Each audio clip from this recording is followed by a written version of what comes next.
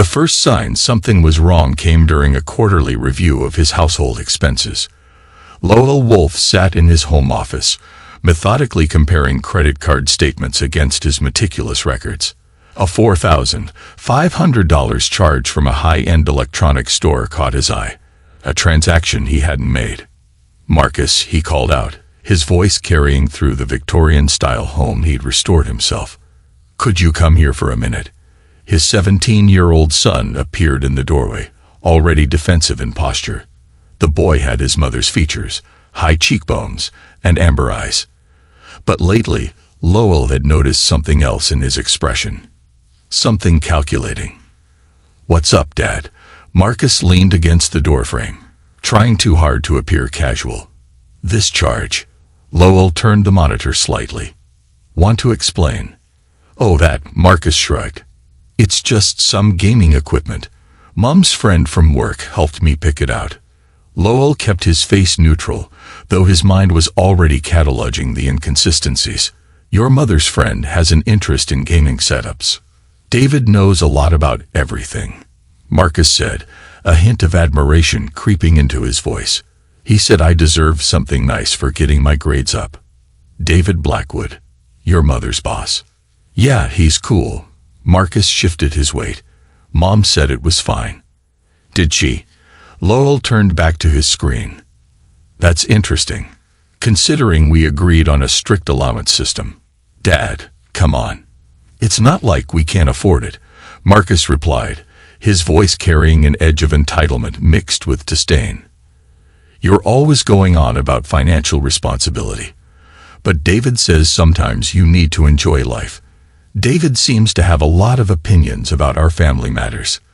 Lowell's tone remained measured, but his fingers had stopped typing. "You've been spending time with him." "Sometimes I hang out at the firm after school. Mom's usually working late anyway."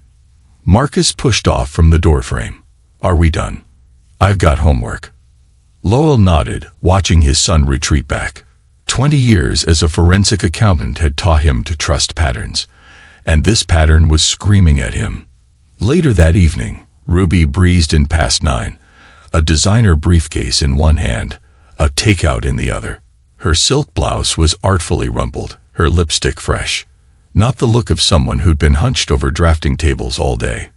Traffic was terrible, she announced to the empty kitchen, startling when she noticed Lowell at the table. "Oh, you're still up. Interesting day of the firm?" Lowell asked mildly, noting how she avoided his eyes while unpacking her barely touched dinner. "The usual. The Singapore project is in crunch time." Ruby's laugh was professionally practiced. "David's really pushing for perfection on this one." David Lowell took a sip of his whiskey. "He seems very invested in our family lately."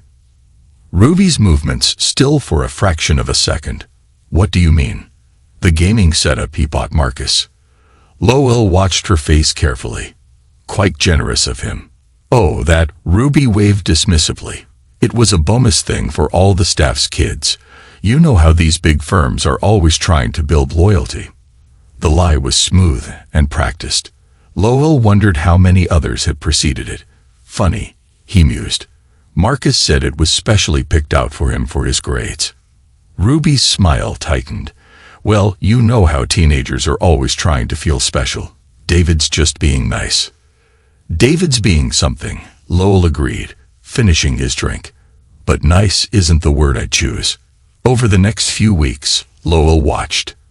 He noted Ruby's increasing absences, her defensive reactions to simple questions. He observed Marcus's new clothes, the expensive watch that appeared on his wrist, the way he spoke about David with an almost desperate need for approval. The breaking point came during a rare family dinner.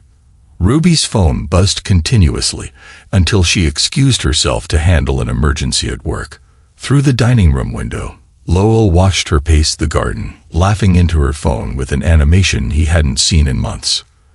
That night, after Ruby had gone to bed, Lowell made a call. "Jack, it's Lowell Wolf. Remember that security system we discussed? I'd like to move forward. Full coverage, highest grade. And Jack, I need this kept completely confidential. The installation took place while Ruby was at a weekend conference and Marcus was at a friend's house. Jack's team worked efficiently, hiding cameras and microphones throughout the house. The feeds were routed to a secure server only Lowell could access. Everything's set, Jack confirmed, packing up his tools. Video and audio, motion activated with encrypted backup. You'll be able to access it all remotely. He hesitated. Lowell, are you sure about this? Once you start watching, you can't unsee things. In my line of work, Jack, the truth always comes out eventually. Lowell's smile was grim. Better to control when and how. The first few days yielded nothing unusual. But on Thursday afternoon, while supposedly at work, Lowell watched Ruby come home early with Marcus. They moved through the kitchen, Ruby pouring wine while Marcus grabbed a soda. Your father's been asking questions, Ruby said, her tone dripping with contempt. About David's gifts. Marcus slouched against the counter. So, Dad's always suspicious. It's like his whole job. Your father, Ruby's lip curled, is nothing but a walking ATM. He thinks his little investigations make him important. But David actually builds things, creates things. He's going to take us to his beach house once the divorce is final. He's already set up your college fund in his office across town. Lowell's hands tightened on his desk. That's cool, Marcus said, looking uncertain. Does David know I've been copying Dad's financial records like you asked? There's some strange stuff about offshore accounts he investigates. Maybe we can use that. Ruby's smile was predatory. David knows exactly what he's doing, honey. Your father thinks he's so clever with his forensic accounting. But he has no idea what's really going on. David's been 3 steps ahead this whole time. Marcus hesitated. Sometimes I feel bad. Dad's always been. Your father, Ruby cut in sharply, is a small man with small ambitions. David can give us everything we've ever wanted. You trust me, don't you? Yeah, Mom. Of course. Lowell closed his laptop, his mind already racing ahead to contingencies and countermoves. He'd known something was wrong. But this was worse than simple infidelity. Over the next week, the cameras revealed more. Ruby and David met in the house while Lowell was supposedly at work. Their conversations made it clear this wasn't just an affair. David was using Ruby to access information about Lowell's cases, particularly those involving suspicious offshore accounts. Your husband's getting close to some sensitive areas, David told Ruby during one encounter. It would be a shame if his investigation got derailed by some personal problems. He's completely clueless, Ruby assured him, running her hands over David's expensive suit. Marcus has been absolutely perfect, so eager to help. Just like you said, a few gifts, some attention, and he'll do anything we ask. That's my girl. David's smile never reached his eyes. And you're sure about the offshore accounts, the Hong Kong connections? Ruby asked. Marcus found everything you flagged. Lowell's totally focused on the money laundering angles. He has no idea about the bigger picture. What they didn't know was that Lowell had already been building a case against David's architectural firm. For months, he'd been tracking suspicious patterns in their international projects, buildings that cost far more on paper than in reality, contracts that made no financial sense, money flowing through a maze of shell companies. Now it all clicked into place. David wasn't just trying to stay ahead of the investigation. He was actively using Ruby and Marcus to gather intelligence. The affair, the gifts, the manipulation of his son. It was all part of a calculated plan. In his office, Lowell reviewed the footage again, his expression hardening. He'd seen this pattern before in his investigations. Criminals using personal relationships to compromise potential witnesses. But to target his own family, he picked up his phone, dialing a familiar number. Peggy. It's Lowell Wolf. Remember the conversation we had about Blackwood architecture? I think it's time to move this investigation to the next level. And Peggy, this just got personal. The FBI agent's voice was grim. How personal are we talking? He's compromised my wife and son, using them to access confidential case files. Jesus, Lowell. Peggy paused. This goes deeper than adultery. We've been watching Blackwood's firm for years. But we need concrete proof of the money laundering. I'll get you proof. Lowell's voice was steel. But first, I need to protect my son, even if it's from himself. That evening, Lowell watched through the cameras as Ruby and Marcus huddled in the study, going through his files. His son's face was eager, desperate to please, while Ruby praised him lavishly for each document he found. David's going to be so impressed, Ruby cooed. You're really proving yourself, honey. Soon we'll be done with all this pretense. No more boring family dinners. No more lectures about responsibility. David knows what it's like to think big. Marcus beamed at the praise, but something flickered in his eyes, doubt, perhaps, or guilt. Mom, what exactly is David going to do with all this stuff about Dad's cases? Don't worry about that. Ruby's tone sharpened. Just focus on being helpful. David rewards loyalty. You know that. Think about that new car he mentioned. Lowell had seen enough. He began composing an email to his lawyer, attaching selected clips from the surveillance footage. It was time to act. But he had to be careful.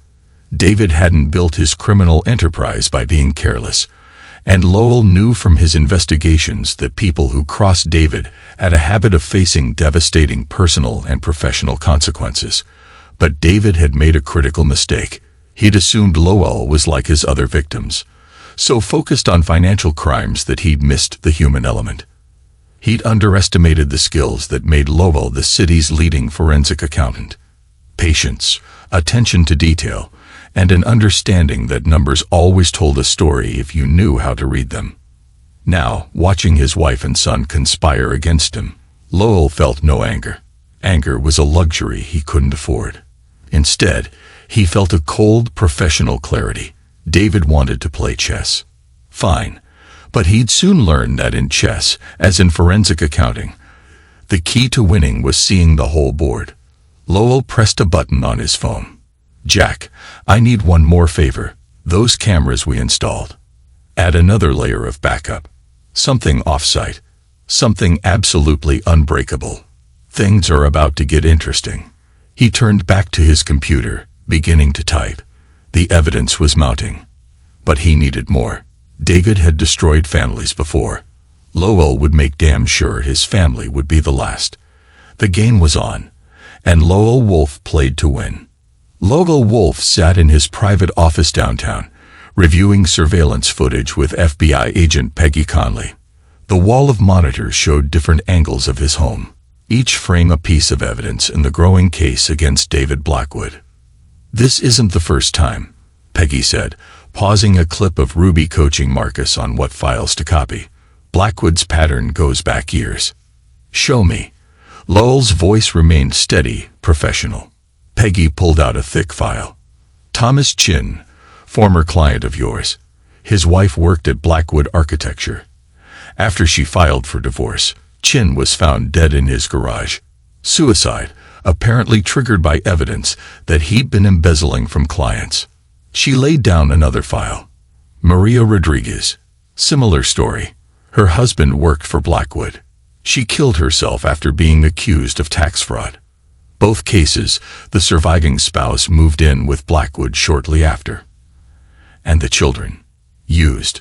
Every time. Peggy's disgust was evident. Blackwood grooms them with gifts, attention, gets them to turn on the target parent. Once everything's done, he discards them. Lowell steepled his fingers. You've been watching him for years, but he's careful. The suicides look legitimate. The financial crimes appeared real. We could never prove the connection. Peggy leaned forward. Until now, you're the first target who spotted the pattern before it was too late. Because he got greedy, Lowell pulled up financial records on his computer. Look at these construction projects in Singapore, Dubai, Hong Kong. On paper, they're architectural masterpieces. In reality, he clicked through satellite images, empty lots. half-finished buildings, the perfect front for laundering billions. We need concrete proof linking him to the money laundering. Peggy hesitated. Lowell, he's going to come after you hard. These other cases, he destroys people. Completely. Let him try. Lowell's smile was cold. He thinks he's playing chess, but he doesn't realize the game started long before he made his first move. Across town, in David Blackwood's penthouse office, Ruby paced nervously while David reviewed the copied files. "This is good, David," he murmured, his manicured fingers tracing lines of data. "Your husband's been quite thorough in his investigations." "Too thorough," Ruby said. "He suspects something, David." David's laugh was dismissive. "Questions are all he'll have time for once we're done." He reached into his desk, pulling out legal documents. "Everything's prepared. The divorce filing, the custody suit, the evidence of his criminal activities." Ruby frowned. "What are you talking about?" "Oh, darling." David's smile didn't reach his eyes. "Did you think those files Marcus copied were just about my business? Every document, every access lock. It all builds a lovely picture of a forensic accountant using his position to help criminals hide money. Your signature is on half these papers, by the way." Ruby paled. "I never signed anything." "Are you sure?" David held up a perfect forgery. "The courts will believe otherwise. And Marcus's testimony about Daddy's suspicious late-night work habits will seal it. You said we were just gathering leverage for the divorce." "Leverage, destruction, it's all the same in the end." David stood, straightening his custom suit. "Now shall we discuss how you'll present yourself as the concerned wife who discovered her husband's actions?" At home, Marcus sat in his room, surrounded by expensive gifts that now felt like chains. His phone buzzed with another message from David, with instructions about which files to copy next. His finger hovered over the delete button, but fear kept him from pressing it. A knock at his door made him jump. "Marcus." It was his father. "Got a minute?" Lowell entered, his face unreadable. He glanced at the gaming setup, the designer clothes, the new phone. All of David's bribes laid out like evidence. "Dad, Marcus began. "Save it." Lowell's voice was quiet but firm. "I know everything. The files you've been copying, the lies you've been telling, the plan to testify against me." Marcus felt the blood drain from his face. "How?" "Because unlike David, I don't underestimate people." Lowell sat on the edge of the bed. "Right now, you have a choice to make. Keep playing David's game and go down with him, or tell me everything and help me in this." "He'll kill me," Marcus whispered. "No." Lowell's certainty was absolute. "He won't get the chance." The next morning, Ruby filed for divorce. Her lawyer, handpicked by David, presented a devastating case. Lowell was unstable, possibly criminal, definitely unfit for custody. They had evidence, witnesses, even signed documents showing his involvement in international money laundering. The judge, a stern woman named Helena Rodriguez, reviewed the files with a frown. "These are serious allegations, Mrs. Wolf." "I had no choice but to come forward," Ruby said. Her practice was disturbingly perfect. "When Marcus showed me what he'd found in Lowell's office," Ruby continued. About that, Lowell's lawyer, James Chun, stood. "Your Honor, we'd like to present some evidence of our own." The courtroom screens lit up with surveillance footage. Ruby and David, coaching Marcus on what to say in court. Ruby practicing her concerned wife testimony. David explaining how the forged documents would destroy Lowell's reputation. Furthermore, Chun continued, as Ruby's face went ashen, "We have evidence that this pattern of behavior, using spouse and children to create false criminal allegations, has resulted in at least 2 suicides." The judge's expression hardened. "Mrs. Wolf, are you aware that attempting to manipulate court testimony is a felony?" Ruby looked desperately at her lawyer, but he was already packing his briefcase. "Your Honor," he said quickly, "I had no knowledge of these actions. I move to withdraw as counsel." Motion granted. Judge Rodriguez turned to Ruby. Given the evidence of attempted fraud upon this court, I am granting immediate temporary full custody to Mr. Wolf. Additionally, I am referring this matter to the District Attorney's Office for criminal investigation. Ruby stood, swaying. You don't understand. David, he has plans. He'll destroy me. Lowell's voice was calm. Like Thomas Chin, like Maria Rodriguez, the FBI is very interested in those cases. Ruby, very interested indeed. Later that day, Marcus sat in Lowell's office, hands shaking as he wrote out his statement for the FBI. He'll know I talked, Marcus said. Mom will tell him. Your mother, Lowell replied, is currently being interviewed by federal agents, and David has bigger problems. As if on cue, Peggy called. It's done. We're executing search warrants at Blackwood Architecture and all their international offices. David tried to run, but we had teams in place. Let me guess, he tried to blame everything on Ruby. Of course, claimed she was the mastermind that she forced him to participate. He's throwing everyone under the bus. Partners, employees, even his own brother. Classic narcissist, Lowell mused. Record everything he says. Each betrayal is another nail in his coffin. There's more, Peggy added. We found his private servers. The evidence about Chin and Rodriguez, Lowell, it's worse than we thought. He didn't just frame them. He orchestrated everything down to making their suicides look convincing. Get protection on Ruby and Marcus. Lowell ordered. Peggy continued. Not for their sake, but we need their testimony already done. And Lowell, the Singapore project, it's not just money laundering. We're talking billions in criminal enterprises, terrorist financing. This is going to be huge. After hanging up, Lowell found Marcus still at his desk, looking lost. What happens now? The boy asked. Now, Lowell began, gather the evidence that will destroy David Blackwood's empire. Now we show them what happens when they target the wrong family. Across town, David sat in an interrogation room, his expensive suit wrinkled, his arrogance cracking. The evidence was overwhelming. Surveillance footage, financial records, testimony from other victims. His carefully constructed world was crumbling. I want a deal, he demanded. The FBI agent smiled. Mr. Blackwood, you misunderstand. We're not here to negotiate. We're here to bury you. In the observation room, Peggy watched with satisfaction. Your move, you deceiver. David's response was to try turning on Ruby one final time. He spun an elaborate tale of how she had masterminded everything, using her position and her son to access confidential information, manipulating him into participating. But Lowell had anticipated this too. The surveillance system hadn't just recorded conversations. It had captured every email, every phone call, every digital breadcrumb, showing David's long history of manipulation and destruction. Ruby, faced with the collapse of her planned future, broke under questioning. She revealed everything. The long-term plan to destroy Lowell, the careful grooming of Marcus, the network of offshore accounts and shell companies hiding billions in criminal proceeds. He promised we'd be rich, she sobbed to the investigators.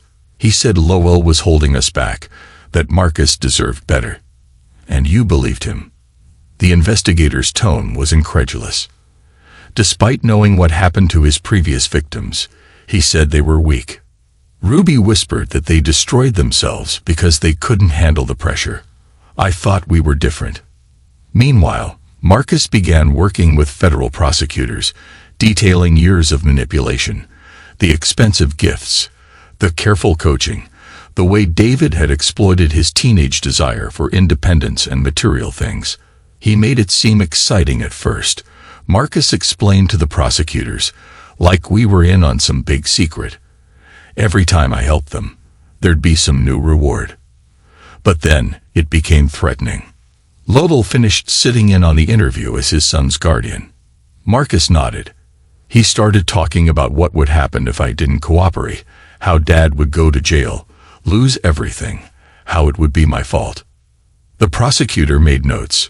Did Mr. Blackwood ever explicitly threaten you? Not directly. He was too smart for that. But he'd tell stories about other kids who disappointed him, how their lives fell apart. As the case built, Lowell's original investigation into Blackwood architecture expanded. The firm's legitimate projects had been a front for a massive criminal enterprise, laundering money for organizations ranging from drug cartels to terrorist groups. The architectural plans were brilliant. An FBI forensic accountant explained to Lowell, each project inflated by millions, the excess funneled through a maze of contractors and suppliers.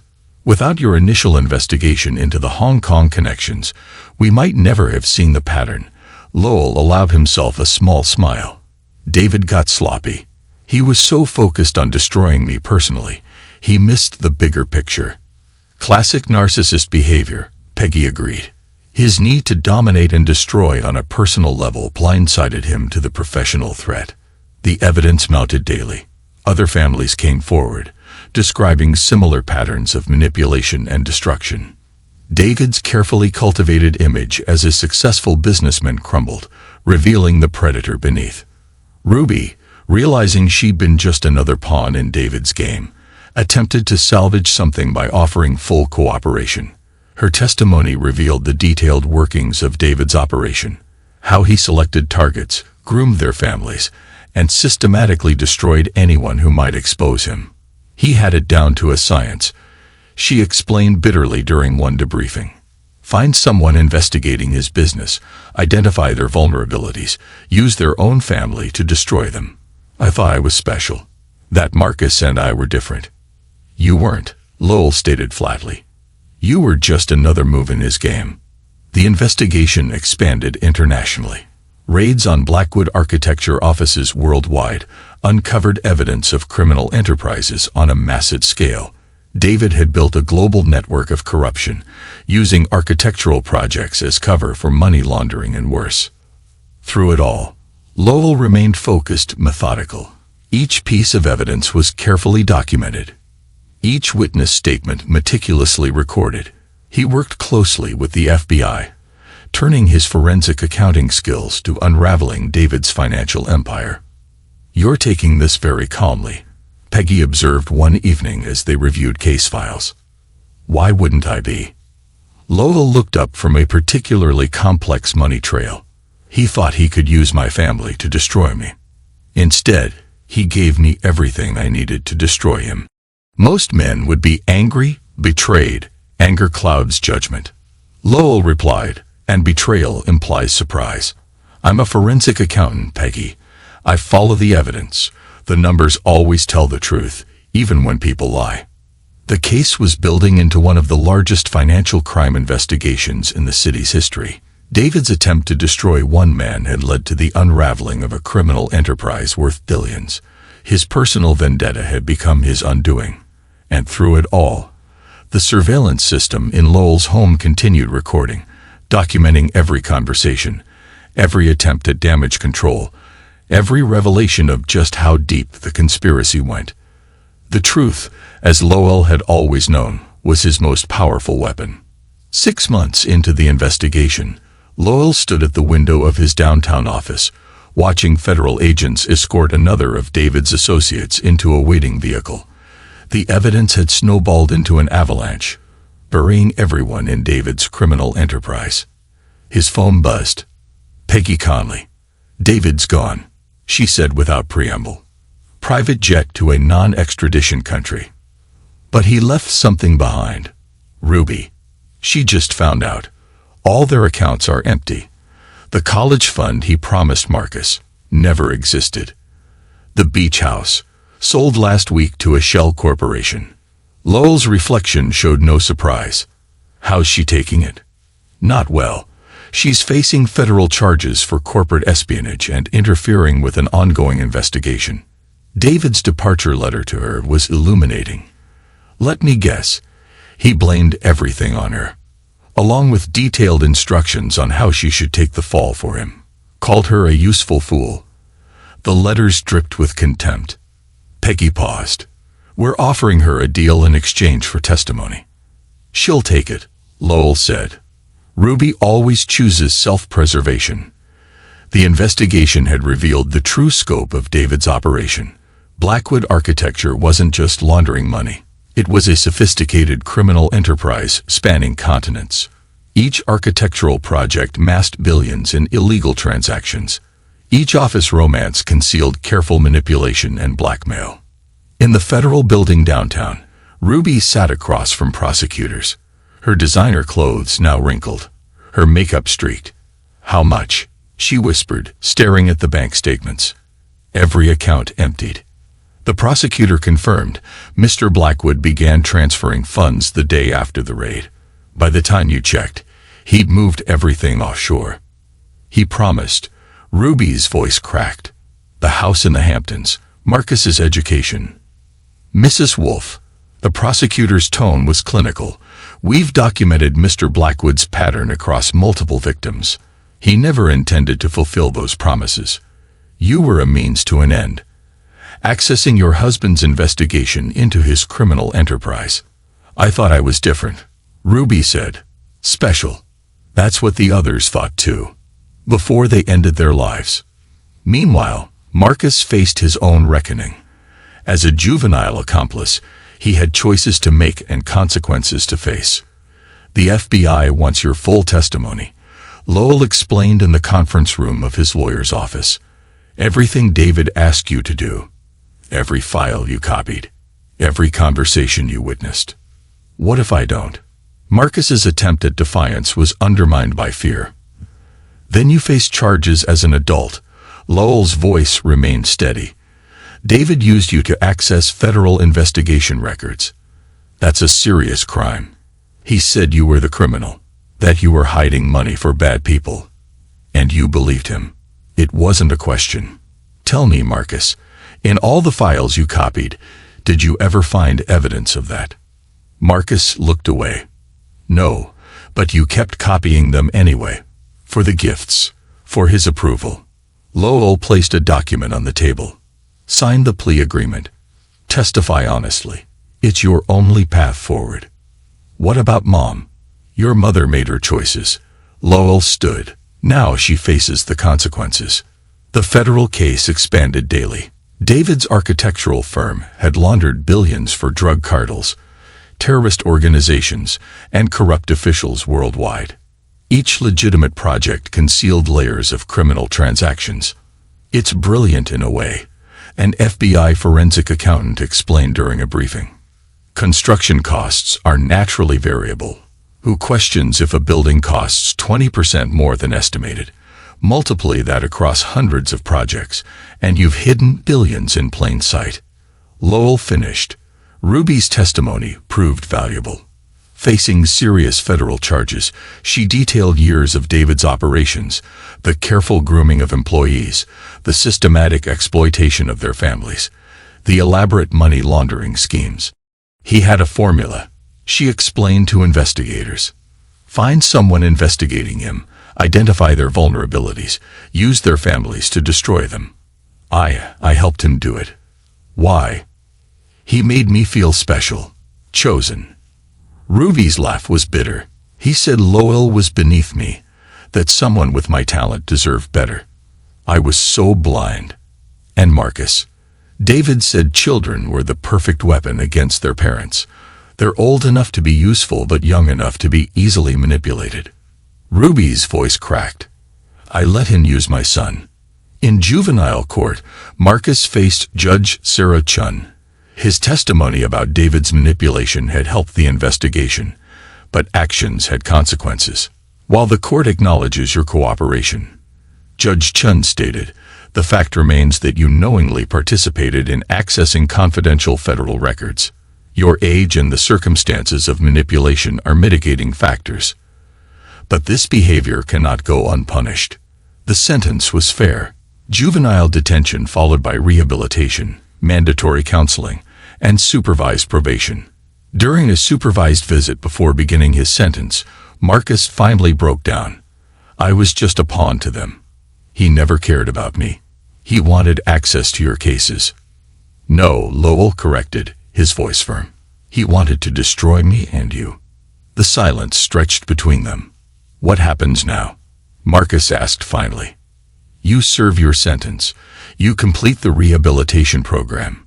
You learn from this." Lowell stood. "The rest depends on you." Months passed. The investigation expanded internationally, with law enforcement agencies worldwide unraveling David's network. The man himself remained elusive, protected by his wealth and connections in countries without extradition treaties. Ruby accepted a plea deal, trading testimony for a reduced sentence. The evidence of her willing participation in corporate espionage and interference with federal investigations was too strong to avoid prison entirely. 3 years, she told Lowell after the sentencing, plus losing all parental rights. "Actions have consequences," he replied simply. "He played us all," Ruby said, "used us like chess pieces." "No," Lowell's voice was cold. "Chess pieces don't choose to betray their family. That was all you." The case became a landmark in financial crime prosecution. David's architectural firm was exposed as one of the largest money laundering operations ever uncovered. The investigation led to over 30 convictions, with more pending internationally. 1 year into the aftermath, Interpol finally caught a break. David's attempt to access one of his hidden accounts triggered an alert. Within hours, he was in custody, his carefully constructed escape plan unraveling. Lowell attended the extradition hearing via video link, watching his former adversary's mask of arrogance crack as the evidence mounted. David's attempt to shift blame to Ruby and others fell apart under the weight of documented proof. "Mr. Blackwood," the judge interrupted one of his explanations, "this court has heard testimony from multiple families you destroyed.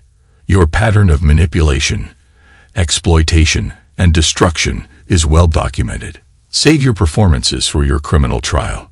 The trial itself was almost anticlimactic. David's criminal enterprise was laid bare, his methodology exposed. Each victim family testified about his manipulation. Each former employee revealed another layer of his schemes. When the sentence was announced, multiple life terms with no possibility of parole, David finally showed genuine emotion. Rage. "You think this ends here?" he snarled at Lowell outside the courtroom. "I built this empire once. I can build it again."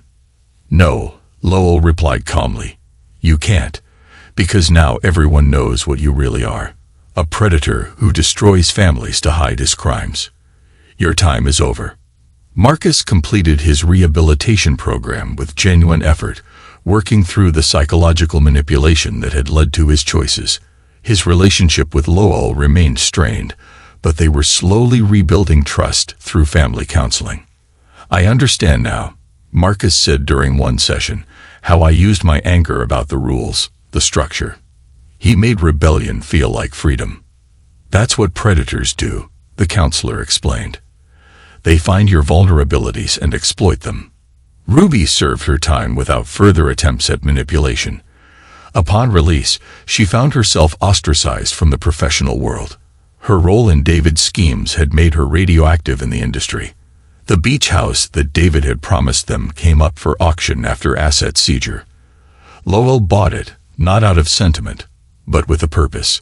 He turned it into a retreat for families healing from similar betrayals and manipulations. "Why keep the surveillance system?" Marcus asked during a weekend visit home from college, where he was slowly rebuilding his life. "As a reminder," Lowell said, glancing at the subtle cameras, "that truth, however painful, is always preferable to comfortable lies." Lowell's firm expanded its focus, specializing in uncovering similar criminal enterprises. The David Blackwood case became a template for investigating financial crimes hidden behind legitimate businesses. The network of families David had destroyed began healing. Some found closure in his conviction, others in connecting with fellow survivors. The beach house retreat became a symbol of recovery and resilience. Ruby, released after serving her sentence, found herself facing the consequences of her choices in ways prison hadn't prepared her for. No firm would hire her. Former friends avoided her. The professional and social circles she'd once navigated so confidently were permanently closed. Marcus graduated from community college, working part-time while continuing therapy. The relationship with his father would never return to what it was, but they were building something new based on truth rather than manipulation. The surveillance system remained a constant reminder of how quickly trust could be broken and how vigilance, while sometimes painful, was necessary. For Lowell, it represented not paranoia but pragmatism, a lesson learned about the importance of seeing people as they truly were, not as you wish them to be. In the end, David's attempt to destroy one family had led to his own destruction. His empire of lies, built on manipulation and betrayal, had crumbled under the weight of truth. And Lowell, the target he underestimated, stood among the ruins, stronger for having faced the storm. Extended epilogue. 10 years later, the beach house's renovation had transformed it from David Blackwood's symbol of manipulation into something entirely different. Large windows overlooked the Atlantic, letting morning light stream into a gathering space where families shared their stories of betrayal and recovery. A plaque by the entrance read, "Truth Foundation, Healing Through Understanding." Lowell Wolfe stood at these windows, watching a group of teenagers, all children of white-collar crime victims, participate in a trust-building exercise on the beach. 10 years had passed since the Blackwood case broke open, yet its ripples continued to spread. "Another successful session?" Peggy Conley asked, joining him at the window. Now retired from the FBI, she helped run the Foundation's investigative training program. "They're learning," Lowell replied, "understanding how predators like David target families, exploit vulnerabilities." He turned from the window. Lowell continued, "Speaking of which, just got word from our contacts." Peggy nodded. David's latest appeal was denied. "He's not handling maximum security well. Apparently, financial criminals don't earn much respect, even in prison." David Blackwood's fall had been total. After his extradition and conviction, investigators had uncovered even more layers to his criminal enterprise. The man who once commanded the billion-dollar empire now spent his days in a 6x8 cell, his attempts to maintain his manipulative control crumbling under the weight of multiple life sentences. "He tried sending another letter to Marcus last month," Peggy mentioned. "Same manipulation tactics, claims of caring, promises of hidden money, subtle threats wrapped in concern. Marcus sent it back unopened," Lowell said with quiet pride. "He's learned to recognize the patterns." Marcus Wolfe, now 27, had rebuilt his life from the ground up. After community college, he'd earned a degree in psychology, specializing in adolescent trauma. He now worked with the Truth Foundation, helping other children who'd been manipulated by predatory adults. "Dad," Marcus's voice came from the doorway. He'd grown into a thoughtful young man, the entitled teenager long gone. "The Kingston family just arrived. Their case is pretty similar to ours. Financial fraud, family manipulation. Yeah, the mother and oldest son were groomed by the CFO. Same pattern. Gifts, promises, turning them against the father." Marcus's expression darkened. "They need to understand what they're dealing with. Take the lead on this one," Lowell said. "You know the signs better than anyone." The Foundation had helped dozens of families over the years, many referenced in the quarterly newsletter Marcus now held. Truth Watch, Spring 2034. David Blackwood's final appeal denied. 3 more executives from Blackwood Architecture's Singapore office convicted. New program launched for teenage victims of family manipulation. Support group expansion to cover 5 more states. The newsletter also contained a smaller item that brought grim satisfaction. Former Blackwood associate Ruby Clements, released 2027, denied professional licensing for the 4th time. Licensing board cites ongoing concerns about ethical fitness. Ruby's post-prison life had become a cautionary tale. Released after 3 years, she found every professional door close. Her attempts to rebuild her career had failed. Her role in David's schemes made her untouchable in the architectural world. She tried rebranding, changing fields, even relocating. But the internet never forgot. Last they'd heard, she was working as a retail clerk in Nevada. Her designer lifestyle replaced by a studio apartment, and discount clothes. Her attempts to contact Marcus had decreased over the years, each letter more desperate than the last until finally stopping altogether. She made her choices, Marcus had said after the last letter. Just like I made mine. The difference is, I chose to make amends. The foundation's success had led to Lowell expanding his forensic accounting firm. Wolf Financial Forensics now specialized in complex fraud cases involving family manipulation. They worked closely with law enforcement worldwide, their methodology for uncovering similar schemes taught in FBI training programs. Your fathers changed how we approach these cases, a senior FBI instructor had told Marcus during a training session. We used to focus solely on the financial trails. Now we look for the human element. The families being weaponized against themselves. The investigation's ripple effects had transformed the financial crime landscape. The Blackwood method became a textbook term for schemes involving family manipulation. David's international network had led to reforms in architectural project financing, with new regulations specifically targeting the methods he used to hide criminal transactions. In a maximum security prison in Colorado, David Blackwood's empire had been reduced to a cell block. His reputation as a fallen financial genius remained. His attempts to maintain his manipulative control had failed against the harsh realities of prison life. The man who once commanded boardrooms now struggled to command respect from common criminals. His last letter to Marcus revealed his deterioration. You ungrateful fool. I made you. Everything you had, the gifts, the opportunities, came from me. Your pathetic father thinks he's won. But money like mine doesn't just disappear. When I get out, the letter devolved into increasingly unstable ranting. Marcus had sent it to the Foundation psychiatrist as a teaching tool in recognizing narcissistic breakdown. The Truth Foundation's beach house hosted monthly support group meetings. Families from across the country came to share their stories, learn the warning signs, and begin healing. The same rooms where David had once plotted destruction now witnessed reconstruction. It's not about forgiveness, Marcus often told the groups. It's about understanding. Understanding how they chose us, how they used us, and how we can make sure it never happens again. The surveillance system that had exposed the original betrayal had sparked an entire security consulting division.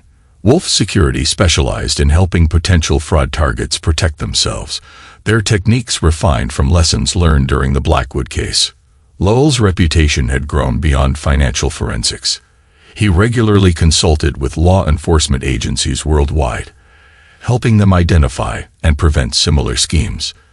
The patterns don't change, he explained during a recent training seminar. Predators like David think they're unique, innovative, but they all follow the same basic playbook.